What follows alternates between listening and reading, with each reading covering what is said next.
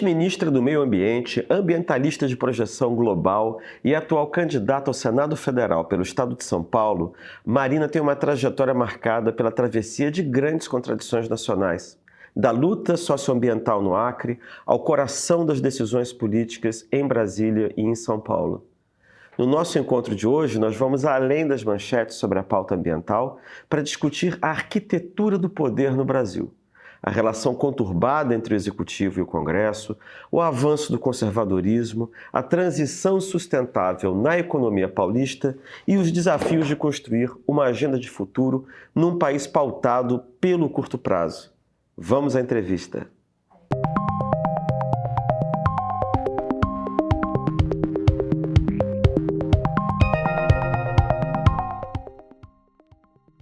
Ministra, o INPE anunciou recentemente uma queda de 37% no desmatamento da Amazônia, que, graças a Deus, foi o menor nível em anos, né? O caminho natural seria começar essa entrevista por esses resultados no meio ambiente.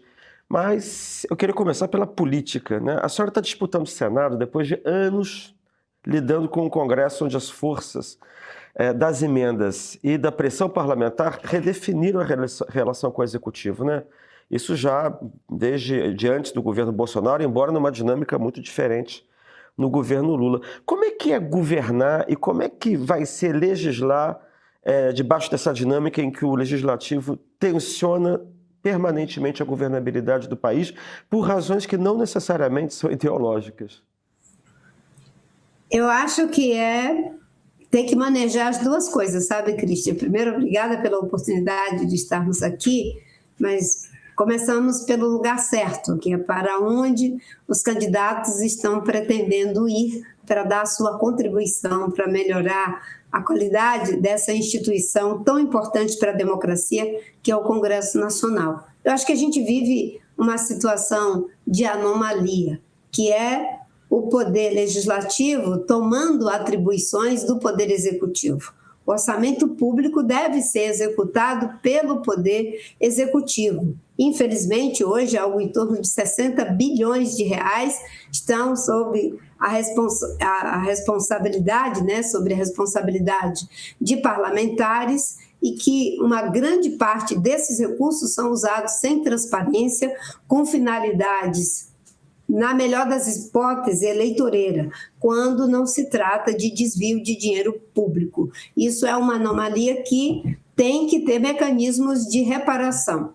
Uma outra coisa igualmente importante é como que o Legislativo cumpre com a sua função de legislar, de apresentar leis, de fiscalizar, de acompanhar e articular questões que diz respeito ao interesse da população, do seu Estado e do país, mas sem extrapolar essas atribuições. Como senadora durante 16 anos foi assim que me portei e é assim que eu quero ir para o Congresso Nacional para salvaguardar a autonomia dos poderes, que possamos agir de acordo com a Constituição Federal, que são atribuição do Executivo, do Judiciário, do Legislativo, deve ser cumprido à risca, e não essas anomalias que nós temos hoje, em que a democracia vem sendo prejudicada no quesito alternância de poder, porque existem aqueles que contam com recursos muito díspares no processo da disputa.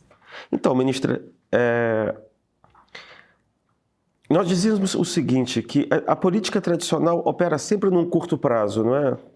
A democracia tem essa coisa ela tem uma temporalidade de 4 em 4 anos, né? Mas existem determinadas pautas que duram muito tempo, que exigem longo prazo, né? E na democracia a gente tem o curto prazo da próxima eleição ou de uma demanda imediata. A pauta ambiental a qual a senhora é tradicionalmente vinculada no país exige pensar na longa duração, né? E aí eu pergunto à senhora, como candidata a senadora, como é que é possível convencer o eleitor e a classe política a apoiar essas agendas fundamentais de futuro, quando prevalece na política e muitas vezes na cabeça do eleitor esse curto-prazismo, né? Essa demanda por respostas urgentes e mais pontuais, como emprego ou como segurança? Bem, Primeiro porque a agenda ambiental, Cristian, ela nunca é uma agenda ambiental estrito sensu. Ela é uma agenda, sobretudo, econômica. Boa parte do debate que se faz, das respostas que se dá, são respostas de natureza econômica. Por exemplo, para gerar emprego, a gente precisa, no caso do Brasil, que tem na sua balança comercial 50% agronegócio, dar resposta agora. E nós abrimos 500 novos mercados para o agronegócio brasileiro. O valor nutricional dos nossos produtos, eles sempre existiram, a qualidade sanitária dos nossos produtos sempre existiram, a condição de produzir em regularidade e quantidade nós sempre tivemos. O que fazia com que não se tivesse esses mercados e eles estivessem fechados para nós? Era o fato de ter uma opinião pública que pressionava os compradores de que isso ia contribuir com o desmatamento, violência contra as comunidades indígenas e locais. No momento que você tem uma ministra que entra com uma equipe e já dá resposta imediatamente para o problema do desmatamento, esses mercados se abriram. Só que a percepção não é na mesma velocidade que deveria ter, mas as respostas são imediatas. Nós aumentamos em 51% a quantidade de licenças no Ministério do Meio Ambiente em relação ao governo anterior. Uma redução de desmatamento de 45% no país inteiro, 50% na Amazônia. Nós reduzimos desmatamento de 32% no caso do Cerrado e 63% na Mata Atlântica. Quando eu chegava com dados desses, não tinha argumento não tarifário que ficasse de pé. Isso é mais emprego, é mais exportação, são mais equipamentos sendo vendidos.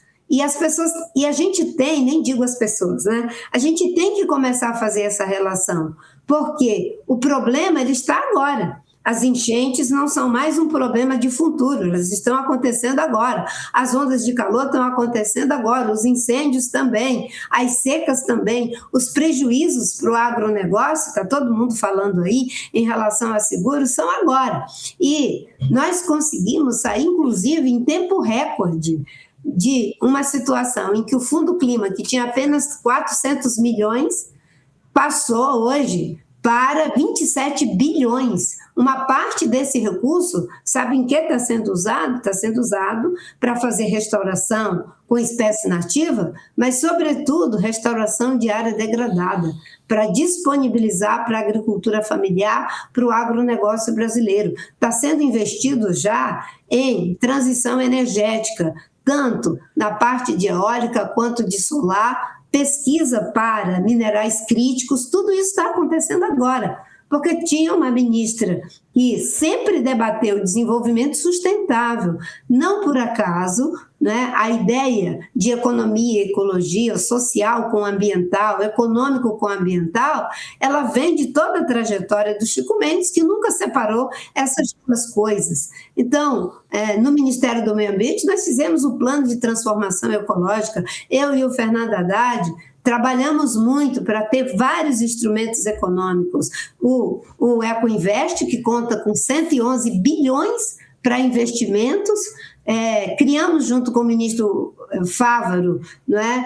No âmbito, e o ministro Paulo Teixeira, no âmbito do Plano Safra, um mecanismo que transformou todo o Plano Safra em agricultura de baixo carbono. Antes era só 2% para a agricultura de baixo carbono. Agora, se você quiser fazer os investimentos nessa direção, o Plano Safra acolhe, e nós até colocamos um redutor de juros na ordem de 1,5% para aqueles produtores que têm boas práticas, junto com o ministro da Indústria e Comércio, o ministro Geraldo Alckmin, nós, o tempo todo, que é o nosso vice-presidente, trabalhamos a agenda da reindustrialização. O Brasil e o estado de São Paulo estão se reindustrializando e precisam se reindustrializar, mas aqui em São Paulo a situação é mais grave. Quando você visita o interior, né, você vê o tamanho do estrago que é esse processo de desindustrialização. Ministra, procurar preservar, né, eu acho que o desafio do desenvolvimento ambiental no Brasil é uma tarefa hercúlea, né? A senhora está descrevendo todo um trabalho que a senhora teve que fazer para enfrentar uma cultura entranhada desde o período, acho que desde o começo da colonização do Brasil, de que a riqueza do Brasil se faria explorando os recursos naturais e que eles eram abundantes o bastante para que não fosse preocupado, não era necessário imaginar que um dia que esses recursos fossem terminar, porque eles supostamente são intermináveis, os rios são intermináveis, as florestas são intermináveis, né? Parece que a gente tem conseguido dar passos nesse sentido.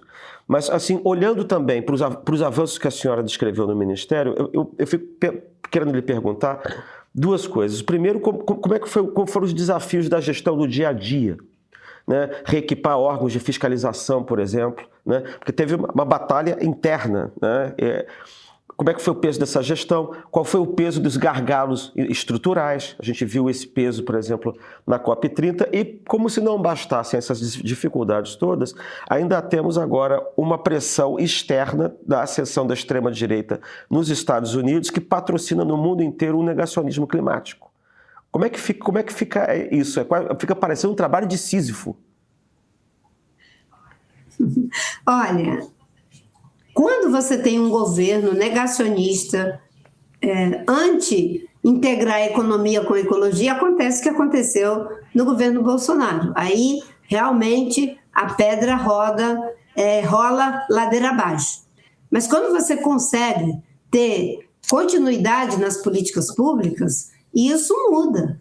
Eu posso te dizer que esses ganhos que eu estou falando, que conseguimos em tempo recorde, só foram possíveis porque durante o período em que tivemos a oportunidade de governar o Brasil, a estrutura foi montada, ela foi recuperada, atualizada. Não por acaso o presidente Lula, no primeiro dia de posse dos 10 atos que ele assinou, os 10 decretos que ele assinou em medidas provisórias, 5 foram para o Ministério do Meio Ambiente, porque é uma agenda que sem ela tem muitas coisas econômicas que não andam. O concurso público que foi feito, eu saí do Ministério com 1.700 servidores, no caso do IBAMA, eu voltei com 700. Tivemos que fazer concurso para aumentar, inclusive, a capacidade de licenciamento, porque os investimentos em infraestrutura, por exemplo, o PAC, drenagem, o PAC encosta na área de rodovias, como fazer tudo isso sem perda de qualidade. Tem uma agenda que tem que ter continuidade e depois que ela entra no eixo, tem capacidade de dar resposta muito rápida.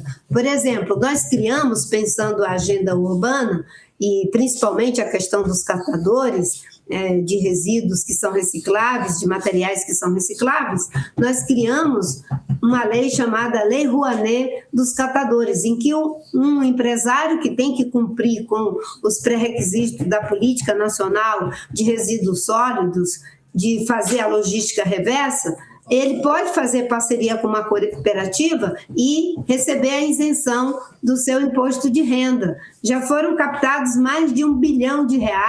A maior parte desses recursos vieram aqui para São Paulo. Isso tudo em tempo recorde. Isso dinamiza a economia, faz bem para o meio ambiente, gera emprego, gera renda. Na parte, né, de desenvolvimento econômico, ter hoje 350 bilhões à disposição para todo o investimento na área de energia eólica, energia solar, energia de biomassa, investir na área de hidrogênio verde, olhar para os esforços que fizemos durante o G20 e a reunião que fizemos em relação aos BRICS, nós conseguimos pautar temas fundamentais, como a questão dos princípios da bioeconomia.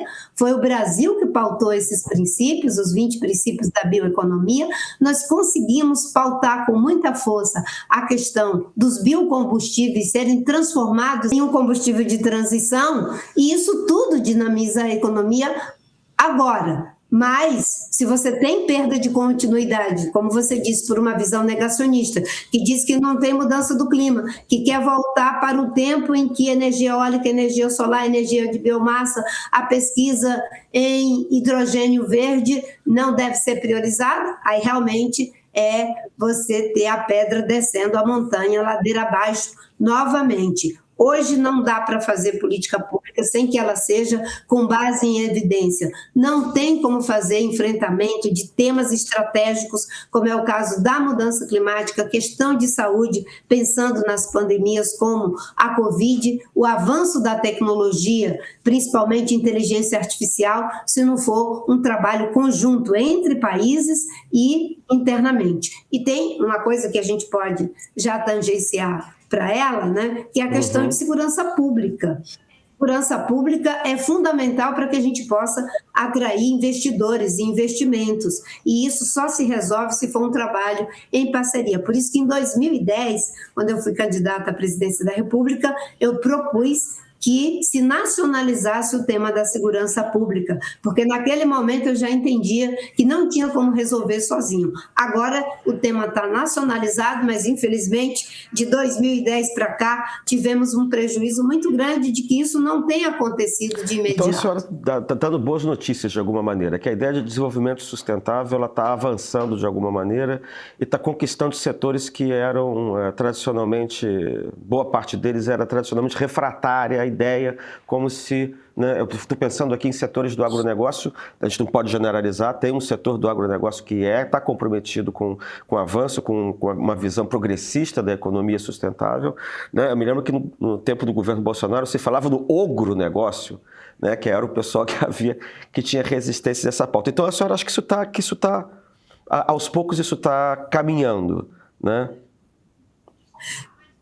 Está, mas num contexto geopolítico muito desafiador, Christian, porque hoje o governo Trump ele faz uma pressão no mundo inteiro para arrefecer o tema do desenvolvimento sustentável, para arrefecer o combate à mudança do clima, porque é um governo negacionista e ele faz essa pressão em vários níveis, inclusive usando meios completamente injustos, como é o caso do tarifaço que ele faz contra os países. Tem questões de natureza ideológica, mas tem também questões de natureza econômica e ambiental. O etanol brasileiro, ele tem maior qualidade do que o etanol do milho americano, ele é muito mais competitivo. E quando ele faz o tarifaço contra nós, ele está atrapalhando a agenda econômica brasileira, mas também a agenda do enfrentamento à mudança do clima, porque nós temos condição de ser um combustível de transição.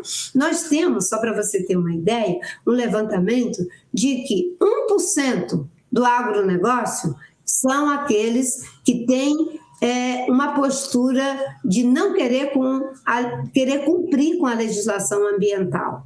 99% já são pessoas que entenderam que têm que cumprir com a legislação ambiental, porque isso é bom para elas, até porque elas já estão vivendo o efeito e o prejuízo da mudança do clima. Não por acaso agora com o Super El Niño, está todo mundo preocupado com o prejuízo que alguns já estão tendo e que poderão ter em relação a essa questão. Então, uma parte já compreendeu. Qual é o problema? É que aqueles que representam, ou que se dizem representar o agronegócio brasileiro, o 1%, ele é muito vocal. E são eles que se disponibilizam a sair candidatos, na maioria, e vão para lá para fazer um discurso que já não representa um agro que é altamente tecnológico, um agro que aumentou a produção por ganho de produtividade, sem precisar de mais expansão, né, sobre fronteira agrícola, como era no passado, e que entende os benefícios, inclusive na lógica das suas exportações, de ter, né, uma atividade econômica que não seja confundida com criminalidade ambiental e nem de perseguição a povos indígenas. Mas, infelizmente, os que fazem certo não são tão vocais, ou não são nada vocais, não disponibilizam quadros para que eles os representem no Congresso Nacional. E aqueles que vão lá e fazem o discurso que fazem ou as práticas que têm, acabam atrapalhando. Mas essa é uma agenda de desenvolvimento econômico, de desenvolvimento social, e eu posso te dizer, né, ao longo desses mais de 20 anos à frente de políticas públicas, seja como senadora ou como ministra do Meio Ambiente, eu posso verificar que o Brasil é o país que reúne as melhores oportunidades nesse momento, infelizmente, difícil da história da humanidade. Contexto geopolítico de guerras, agravamento da mudança do clima, e nós, aqui no estado de São Paulo, por exemplo, que somos o estado propulsor do desenvolvimento do Brasil, temos a maior base tecnológica, a maior base de inovação, de conhecimento, com centros de pesquisas, universidades. Mas nós temos um gargalo aqui em São Paulo. Primeiro, nós estamos perdendo na corrida da educação. São Paulo está ficando para trás no quesito educação. E isso tem um prejuízo, porque sem uma formação adequada, nós não vamos ter os quadros necessários para que o Estado continue sendo esse Estado propulsor da inovação e do desenvolvimento econômico do país. A senhora é uma figura internacional, todo mundo conhece a senhora, a sua trajetória, né? Agora, a gente tem o desafio de enfrentar, justamente como a senhora disse, né, a eleição no estado de São Paulo. São Paulo, a senhora disse, é a economia mais forte do país, né? Olhando para o setor privado, além do setor público, a gente tem um desafio de cobrar um compromisso real de empresas, né, cujo modelo de negócio ainda é muito poluente, mas, ao mesmo tempo, é preciso converter, digamos assim, a trajetória nacional e internacional da senhora, um pouco como a senhora tem feito para os problemas de São Paulo. Além dessa questão da educação pública, que outros desafios a senhora acha que o Estado de São Paulo precisa enfrentar e que a senhora pode vocalizar no Senado? Nós temos vários problemas. Na parte de recursos hídricos, São Paulo tem alguns problemas de segurança. Segurança estrito sensu, em relação à questão da violência. Nós temos problema de segurança hídrica. São Paulo é um estado vulnerável, precisa de todo um investimento na parte de infraestrutura hídrica. Dia desses eu estava em Ribeirão Preto, e lá eles dependem de abastecimento do aquífero Guarani. Lá já se perfurou poços com 80 metros de profundidade. Passou a 200 metros, 400 metros, agora é 800 metros de profundidade para poder abastecer toda uma população que não é de pequena monta. Veja que nós temos desafios de segurança hídrica, desafio de segurança energética, porque em alguns momentos isso também pode ser ameaçado em função de questões mais amplas. São Paulo, na questão de segurança, aí eu acho que o programa de segurança do Haddad está muito completo, porque ele estabeleceu, né, em 3 eixos estratégicos como promover a segurança que devolve o Estado para a população, que hoje se sente insegura. Como fazer para que a gente combata a insegurança dentro do espaço doméstico, a violência no espaço doméstico, por causa do aumento da violência contra as mulheres, estupro de criança, abuso de vulneráveis. E, nesse caso aí, eu queria só fazer um parêntese, né? De 2022 para cá, o feminicídio em São Paulo aumentou 37%. Só em 2025 foram mais de 270 casos de feminicídio no estado de São Paulo. Então, combater a insegurança e a violência, a criminalidade, para devolver o espaço público à sociedade paulista, combater a violência no espaço doméstico e combater a violência, né, e a criminalidade dentro do que promove essa estrutura, que digamos, essa criminalidade, que é os que financiam, que são aqueles que são a inteligência do crime organizado. Tem muita inteligência e muito dinheiro por trás de tudo isso.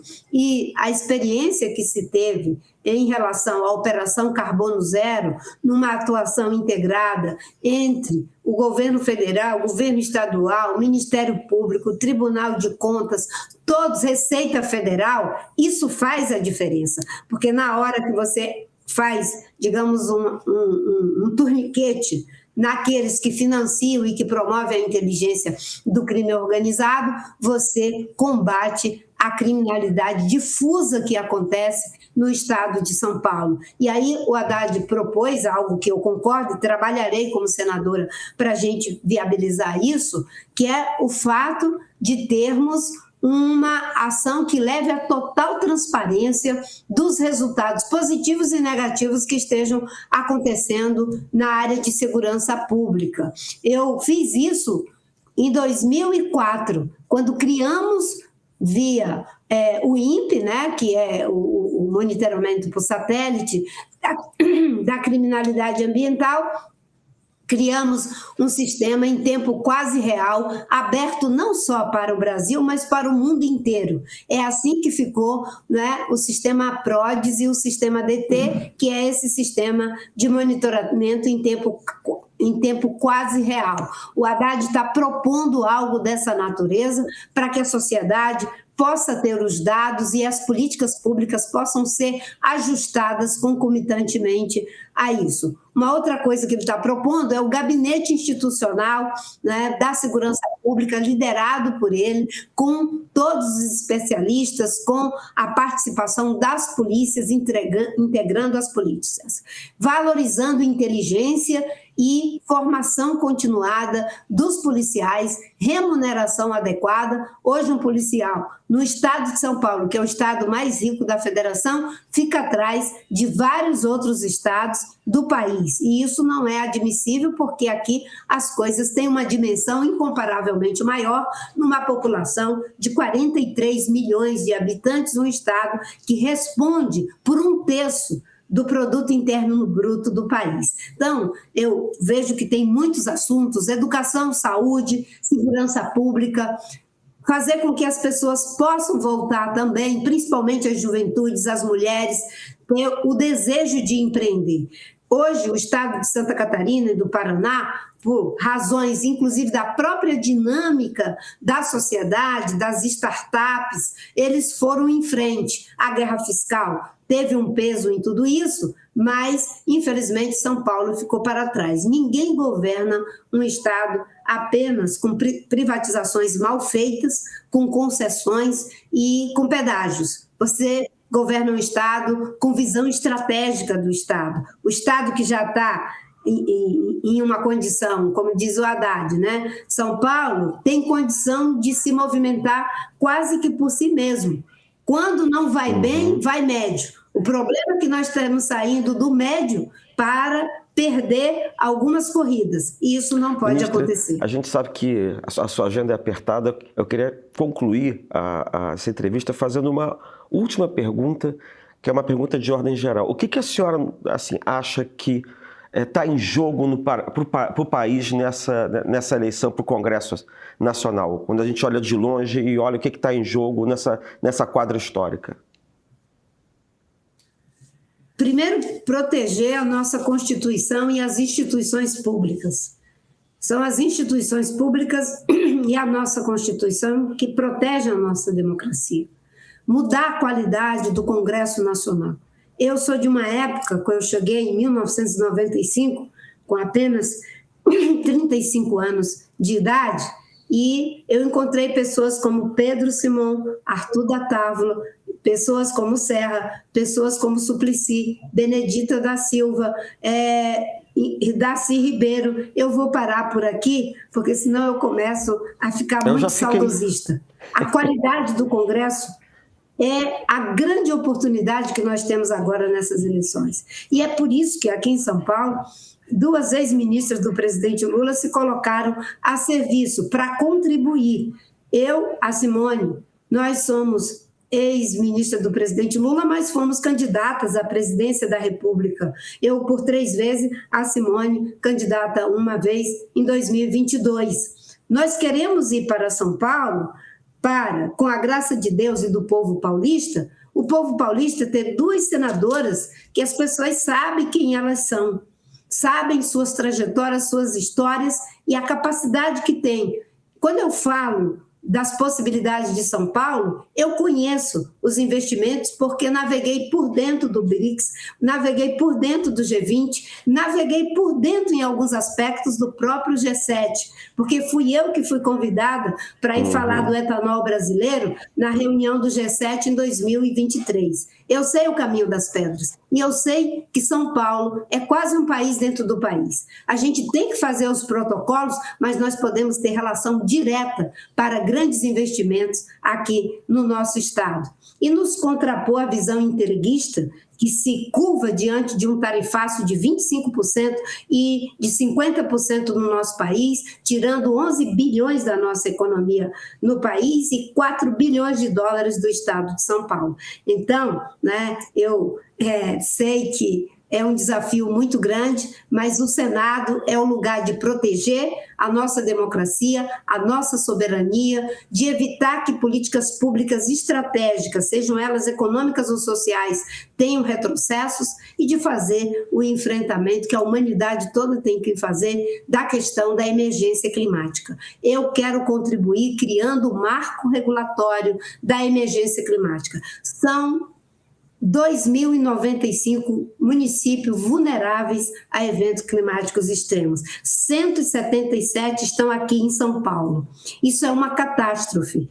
Está acontecendo coisa que ninguém nunca viu, mas é possível resolver com visão estratégica, com investimento, tecnologia, sem negacionismo. Por último, o grande desafio que está posto é devolver o Brasil para a democracia, para o espaço da alternância de poder, para que a gente não fique só na polarização.